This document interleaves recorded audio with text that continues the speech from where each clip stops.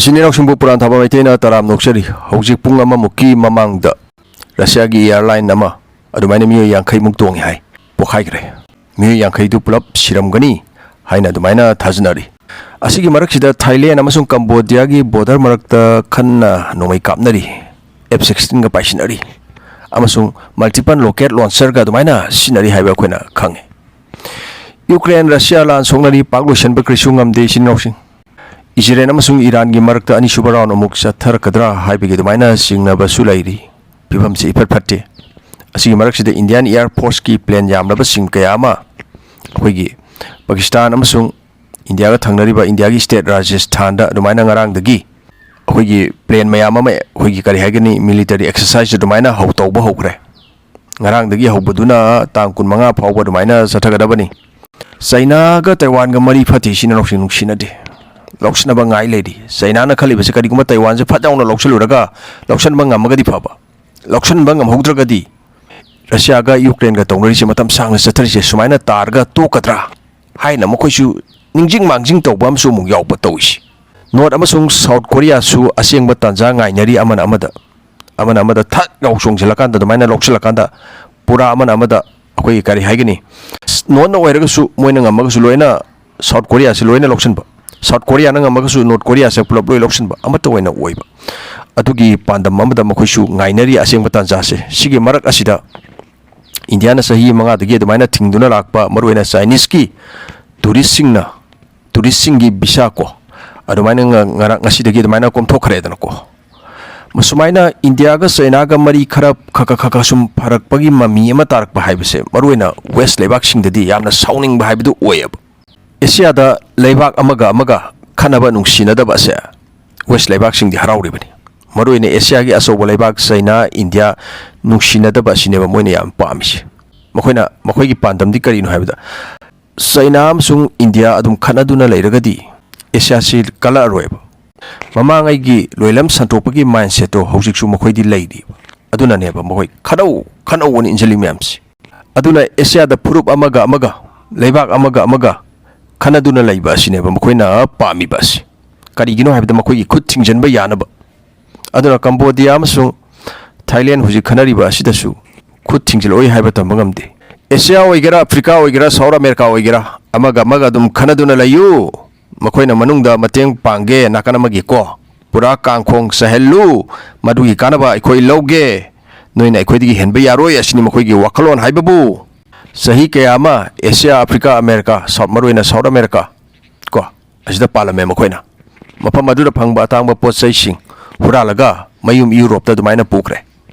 border gi matang ju phajana dumaina lo sembiramdi asina maram oirga hojik su khanari Cambodia Thailand khanari ba sisu samane Europe na torumba khogi kaksabi saramdo aduna maram oirga ngasi khanari ba singasi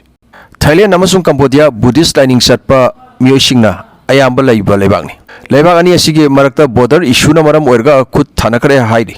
Thailand gi maikei dagi mioi misiam 13 amaga khoigi lanmi amaga adumaina 12 punna adumaina laikhidare hairi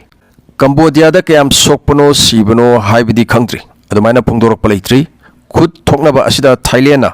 America na sab F-16 haiba pen asisu sinaki hairi Cambodia na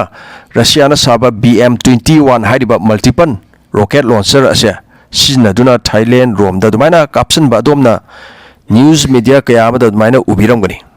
asina takpadi hojisu khut thongna base makha kana sathari miyo shibam sung koi kari hagini yum thado kan da sena ba border area da leidi basing ase masing hengalakhini haibse dumaina taib khana base sinarok sing leptri maruaina Thailand amasung Cambodia gi border mafam taruk area mafam tarukta adumaina kana khut thoknari hairi border issue ase kuire leba ani asige marakta yanadaba aduna aikoina saurapam sum khangminasi kari maramgi Thailand amasung Cambodia ani ase khanari bano haibisi Europe na loilam santokpa matam asida khoigi maroina Thailand Cambodia sagi area se France na palami sinarosing asisida kari hagini matam du dadi imperial se amna song na leirami lamje asida husik Cambodia hariba jaga se France na harisina makhoina control tawrani asini asmai tawraga anda khoigi 1863 dagi 1953 da dumaina akhoi border ama dumaina semame Thailand amasung khoi Cambodia gi marakta kilometer 817 adumaina sangba masi France amasung matamdugi koi kari haigini Thailand gi miyosing maruina Siam Pipan Singa adumana yanaduna border se adumana semlame asigi matung 1907 da map amamuk adumana semlame agreement janabagi matungina adu bolaibak ani asigi kari haigini sieliba turien amasung Dengrek Mountain haibi sieliba turien se sigi matungina akhigi kari haigini national watershed haibata bani sigi matungina somgi area borders na Thailand gi oiro somgi saisina Cambodia gi oirge haiduna dumaina khaidok masida kumai toge haibada Priya Bihar Temple ase Cambodia gi maikei rom da dumaina salhalame ba France na matamaduda Thailand gi miyoi singna yaraga su 1930s gi aduwai da Thailand na dumaina yaraktere ba Priya Bihar Temple ase Cambodia da yaukre ekoi rom da laigada bani asini France singna semlambadagi hojik thogleba thogdok sing asi ngasai 1907 da semgiba map ado soide asini Thailand haidai bisina karino haibada ngasai Priya Bihar Temple ase hoi Thailand lom da yawgada bani asini Cambodia na mo haidi bisina Cambodia rom da muksan gada bani asina maram oiraga ne hojik thoiba issue sing asi amana ekhoi gini haidi amana su ekhoi gini haidi asidagini 1959 da Cambodia na ICJ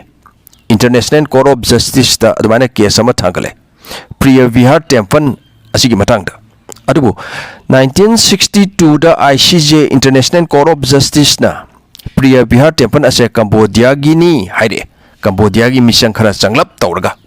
maduda Thailand na yarga su madugi surrounding area atai di khoigi sayen ari asini Thailand khoi kari haigini Cambodia gi oibe yaro asini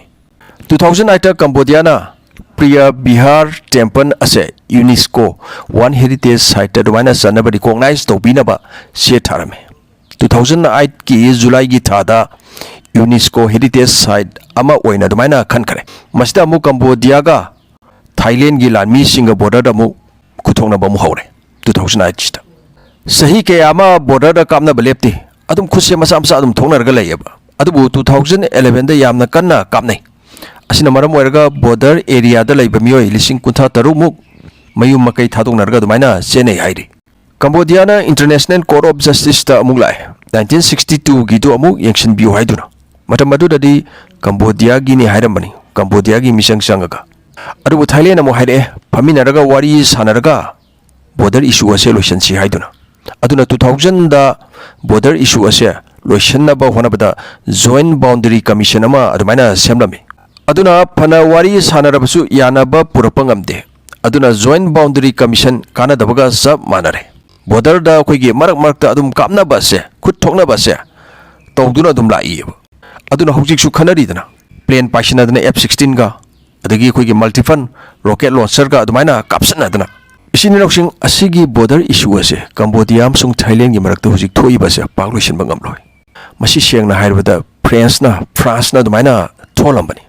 Cambodia ga China ga mari fai Thailand gi USA ga mari fai aduna mafam asida laibag ani asida China amasung USA su mai chusan ba yaudori bra haiba wang asina maram oirga laibag ani asigi khanaba se makha sangna matam sangna dumaina satha hangadori bra asini natragana asoba lanfam ama adumaina ohendori bra asini